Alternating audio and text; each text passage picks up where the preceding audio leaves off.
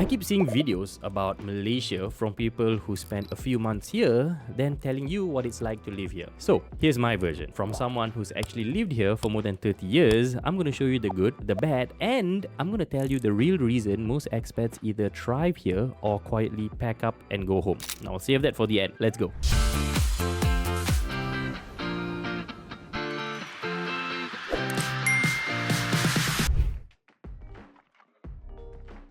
Malaysia is affordable, but what people don't talk about enough is the quality you get for that price. So for about 2,000 ringgit a month, which is about $600, it gets you a furnished condo with a pool, gym, and 24-hour security in a good neighbourhood. Not a budget place, not a old flat, something you'd genuinely be happy living in. You go up to 4,000 to 5,000 ringgit a month, that puts you in Mont Kiara, Bangsa, Damansara, spacious and modern. You have premium facilities as well. Now that same lifestyle in London or Sydney costs 4 times more. And the food. Clean, delicious food. Even street food goes for about 8 ringgit to 15 ringgit per meal. A proper sit-down dinner for 2 would cost you under 100 ringgit, which is about $25. And fine dining that would cost you $300 in New York goes for 200 ringgit here. Now the price to quality ratio in Malaysia is genuinely hard to beat anywhere else in the world.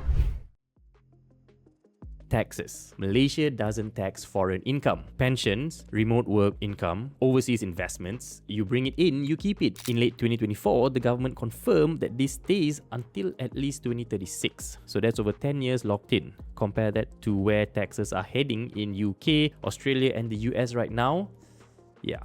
For anyone planning a long-term move, this is not a small detail. I think it's the foundation of the financial case for being here. Because a lot of expats that I speak to, they are coming here because of the tax reasons. Malaysia is genuinely English speaking. Doctors, lawyers, government officers, taxi drivers, everywhere. Proper English. Now, you can move here and function normally from day one. And because Malaysia is multiracial, you have Malay, Chinese, Indian, and so many other races, foreigners don't stand out. You're just another face in a city that has always been a mix of everything.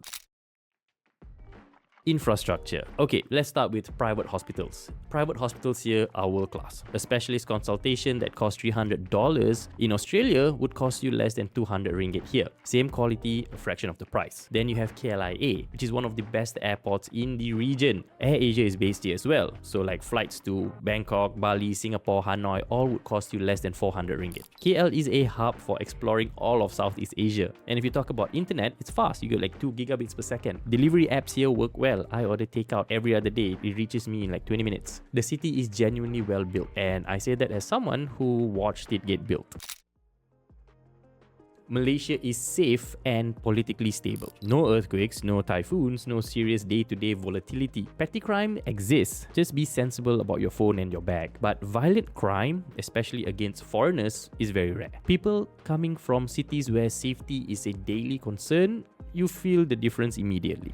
Quick side note here, because this comes up a lot when people travel or move between countries. Personally, when I travel, I try to avoid the traditional way of changing money because the exchange rates and fees can really add up over time. That's why I use Wise. I've used it when traveling to places like Korea, Hong Kong, Vietnam, and other countries. It lets me move my money between currencies at real exchange rates all from one app. It's simple, transparent, and it just works when you're moving between countries or managing money internationally. I've left my link below if you guys want to use the same setup. Alright, back to the video. Now, let's go to the cons. The first one I have to say is traffic, and I think this is common in every major city. Traffic in KL is genuinely bad, right? Especially during peak hours, like morning and evenings. Even me living here, I still avoid certain roads, right? But here's what I've noticed. Traffic is almost always a symptom of a bigger problem, and that problem is choosing the wrong neighborhood. Now, I'll come back to this at the end because I think it's the most important thing in this entire video. Okay, next is heat. It is hot every single day. You have like 30 to 40 degrees Celsius with about 80% humidity on most days. There's no seasons. Most people adapt within a few months and others can't, right? But somehow you'll find your rhythm. But if you genuinely need seasons to reset mentally, I think this might wear on you. Just know that going in. This one. If you're an introvert, then this may be difficult. Malaysians are warm, but not intrusive. Nobody is going to pull you into their social circle. It's very rare. So you have to go and find yours. Like join a running club, a gym class, a professional network. There's a lot of Facebook groups out there. The expats who build great social lives here are proactive about it. The ones who feel lonely are the ones who waited to be included. It's not a deal breaker, just go in knowing it takes effort to make friends. Malaysians are shy, if you didn't notice.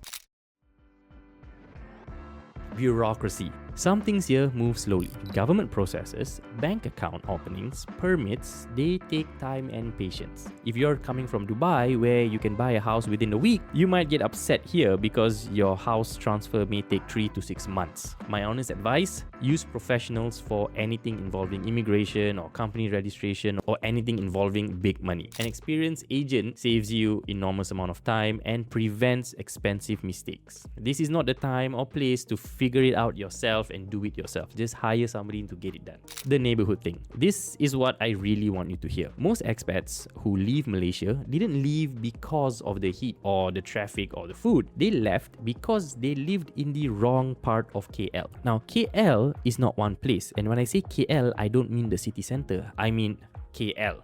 Greater KL, and it has completely different worlds inside it. Okay, so let me break it down in zones. You have zone 1, 2 and 3. This is my own version of it. Zone 1, you have the KL city center. This is a small part. This is where all the major buildings are, the whole business hub. You have Bukit Bintang, Petronas Twin Towers, really exciting area, impressive and completely exhausting to live in, especially long term. It's dense, loud, expensive and designed for business and tourism. It's not daily comfortable living. Most long-term expats don't live here, they visit it. Then you have zone 2, the expat zones, right? You have Mont Kiara, Bangsa, Desa Park City, TTDI, Damansara. These are places with a lot of international schools, good hospitals, expat community, familiar restaurants. This is where most foreigners end up, and it works well. But I want to be direct about something. People hear expat zones and they expect glass towers, modern buildings, fancy place. But that's not always what you're getting. For example, TTDI is one of the most loved neighborhoods, especially among long-term expats in KL. It's also a 40-year-old town.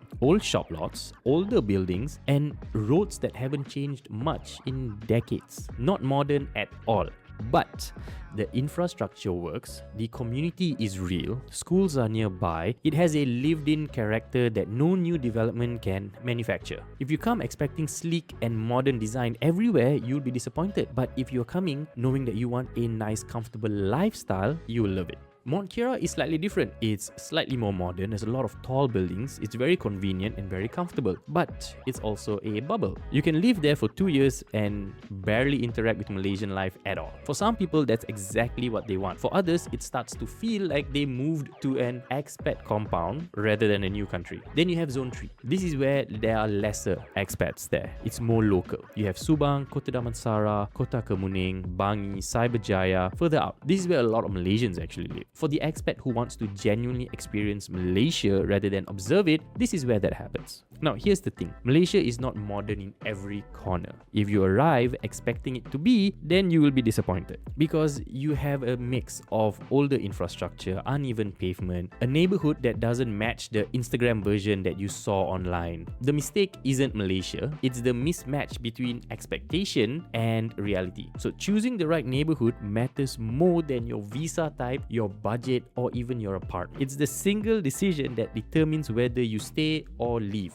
That's why I do the KL scouting tour, so that I will show you exactly which neighborhood you did not even consider, so that you will know how and where to build your life with your family. And if you're not interested in the KL scouting tour, that's fine, no problem. I have made so many videos on best neighborhoods for expats, best neighborhoods to retire in. It's all here. If you guys want, you can watch more videos on my YouTube channel or for best places for expats. I made like a whole playlist there. You guys can go and check it out.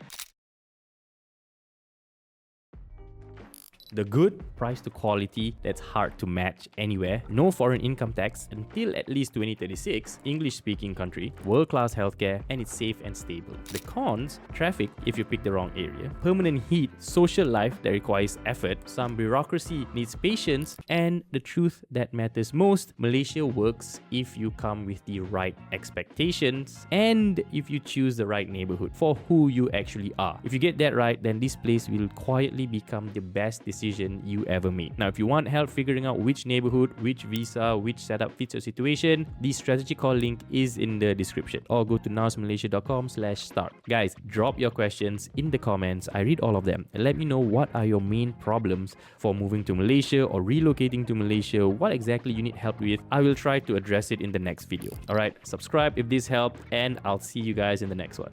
Peace out.